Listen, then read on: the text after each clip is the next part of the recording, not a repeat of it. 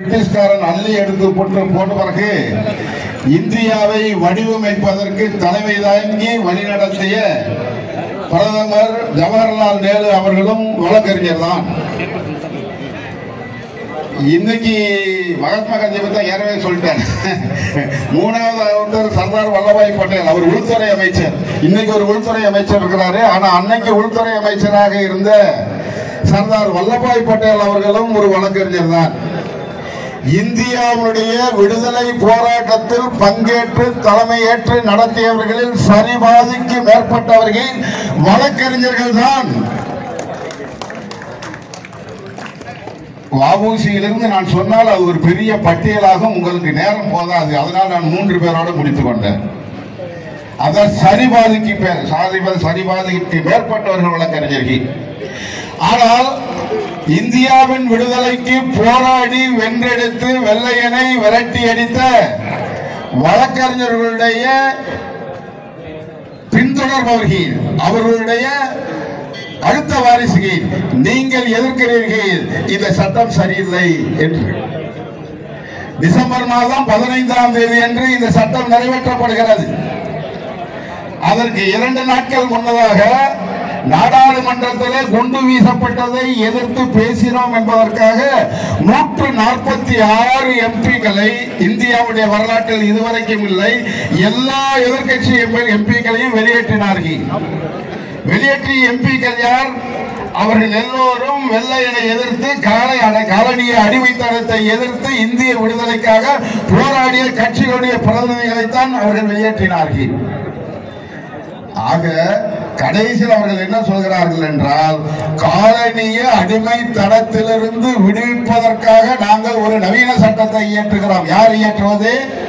India விடுதலை போராட்டம் நடந்து கொண்டிருந்த போது வெள்ளையர்களுடைய கால் பூட்ஸை நக்கிக் கொண்டிருந்தவர்கள், அவர்கள் மட்டும் உள்ளே உட்கார்ந்தது இப்போது நவீனமான சட்டத்தை கொண்டு வருகிறோம் என்று சொல்கிறார்கள். 85%, 90%. மாண்புமிகு சிதம்பரம் அவர்கள் சொல்கிறார்கள் 90% பழைய சட்டம் தான், 10% தான் புதிது. ஏன் 10% திருத்தம் கொண்டு வர முடியாது? 1872 வந்தது எவிடன்ஸ் ஆக்ட். 1872 இருந்து அதே சட்டமா இன்னைக்கு வரைக்கும் இருக்கு. எத்தனை முறை திருத்தப்பட்டிருக்காரு? இந்திய அரசியல் சாசனமே 100 முறைக்கு மேல் திருத்தப்பட்டு விட்டது. ஏன் இந்த சட்டங்களை திருத்தக்கூடாது? என்ன அங்கதான் கயவாளித்தனம் ஒளிந்திருக்கிறது. திருத்தங்களை எல்லாம் கொடுத்தால் அந்த திருத்தங்களில் இது காலனிய அடிமைத்தனத்திலிருந்து விடுவிப்பதல்ல, புதிய காலனிய அடிமைத்தனத்தை உருவாக்குவதற்கே இந்த திருத்தங்கள் அனைத்தும் செய்யப்பட்டிருக்கின்றன என்பது இந்திய மக்கள் அனைவருக்கும் தெரிந்துவிடும். ஆகவேதான் அதை மறைத்து இந்த திருத்தங்களை உள்நுழைத்து அவர்கள் இப்போது புதிய சட்டம் என்ற பெயரில் ஒரு சட்டத்தை உருவாக்கி இருக்கிறார்கள். நாங்க வந்துட்டு இருக்கும் போது இந்த பக்கத்துல வேன் டிரைவர் உள்ள வந்தாரு. காவல்துறையினர் உள்ள வரக்கூடாது அப்படின்னு தடுத்தாங்க. உடனே அவருக்கு ரொம்ப கோபம் வந்துருச்சு. உள்ள விடுறீங்களா இல்லையான்னு கேட்டாரு. இல்ல விடமாட்டோம் அப்படின்னு சொன்னாங்க. யார் இவங்க வந்து ஆர்ப்பாட்டம் பண்ணிக்கிட்டு ஏன் தாலி அறுக்கிறாங்க அப்படின்னு சொல்றாரு. உங்களை தான் அப்படின்னு சொன்னாரு. ஆனா அவருக்கு தெரியாது, அவருடைய தாலியை அறுத்து கொண்டிருப்பது ஒன்றிய அரசு, அதை அறுக்காமல் தடுப்பதற்காக நீங்கள் இங்கே ஆர்ப்பாட்டம் செய்து கொண்டிருக்கிறீர்கள் என்று அவருக்கு தெரியாது. இன்றைக்கு அமலாக்கப்பட்ட சட்டத்தின்படி போலீஸோடு அவர் வாதாடியதை வைத்து அதற்காகவே அவர் மீது வழக்கு தொடக்க முடியும். அத போலீஸ் செய்யல. எப்ப செய்வாங்க அப்படின்னா, எப்ப இவன் வேண்டாம் முடிவெடுத்தாங்களோ அப்ப செய்வாங்க. இப்ப அந்த அவருக்கு வேண்டாம்னு நினைக்கல, அதனால விட்டாங்க.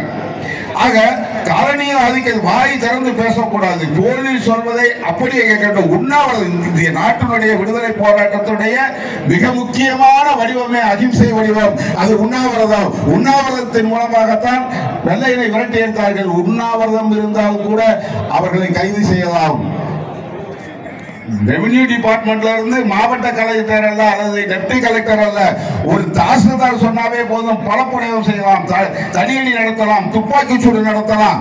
வாய் திறந்து பேசக்கூடாது என்று அடிமைப்படுத்தக்கூடிய இந்த சட்டங்களை எதிர்த்து நீங்கள் நடத்துகிற இந்த போராட்டத்தை இந்திய கம்யூனிஸ்ட் கட்சி சார்பில் வாழ்த்துவதில், வரவேற்பதில், உங்களோடு சேர்ந்து இந்த வேலையில நிற்பதில் நான் பெருமை அடைகிறேன், வாழ்த்துகிறேன். தமிழ்நாட்டில் எல்லா பகுதியிலும் இருந்து வந்து சேர்ந்திருக்கிறீர்கள். இது தமிழ்நாட்டில் இருந்து தானே வருகிறது என்று சொல்வார்கள். மாநில உரிமைகளை பற்றி தமிழ்நாடு தான் முதலில் பேசியது. இன்றைக்கு இந்தியா முழுமையும் பேசுகிறது. அதே போல தன்னுடைய மொழியுடைய பெருமையை இதை அழிய விட மாட்டோம் என்று முதலில் தமிழ்நாடு தான் பேசியது. இன்றைக்கு இந்தியாவில் எல்லா மொழிகளை பேசக்கூடிய மாநிலங்களும் பேசுகின்றன. நீட் என்பது தவறானது, அதை விலக்களிக்க வேண்டும் என்று தமிழ்நாடு தான் முதலில் பேசியது. இன்றைக்கு இந்தியா முழுவதும் பேசுகிறது. இந்த 3 சட்டங்களை நீக்க வேண்டும், இதை மாற்றியமைக்க வேண்டும் என்று தமிழ்நாட்டில் இன்றைக்கு நீங்கள் பேசுகிறீர்கள். இந்தியா இதை விரைவில் பேசும். உங்களுடைய போராட்டம் வெல்க. உங்களோடு இந்திய கம்யூனிஸ்ட் கட்சி எப்போதும் துணை நிற்கும் என்று சொல்லி நெஞ்சார வாழ்த்து நிறைவு செய்கிறேன். நன்றி, வணக்கம். நன்றி.